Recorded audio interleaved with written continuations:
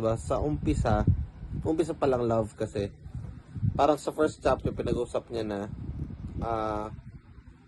nung nag-umpisa yung world, 'di ba?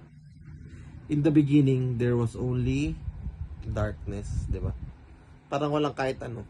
Ang tanong dito, anong purpose? Bakit ka ginawa ni Lord? Bakit nung unang panahon parang ba't niya naisipan? 'Di ba? Ba't niya naisipan gumawa ng mundo? 'Di ba? Kasi kaya gumawa si Lord ng mundo kasi sobrang dami niyang pagmamahal sa puso niya. Kaya gumawa siya ng mamahalin niya. Kasi 'di ba, God is love.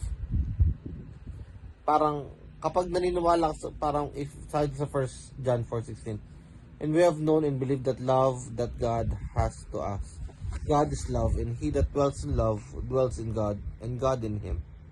Parang kapag si Lord, 'di ba? Si Lord I love.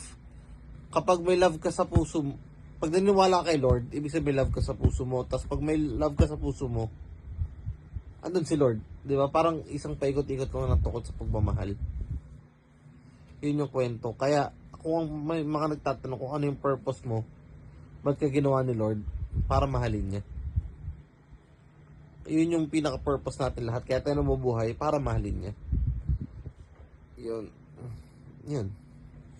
Yun yung pinaka-topic ng chapter 1.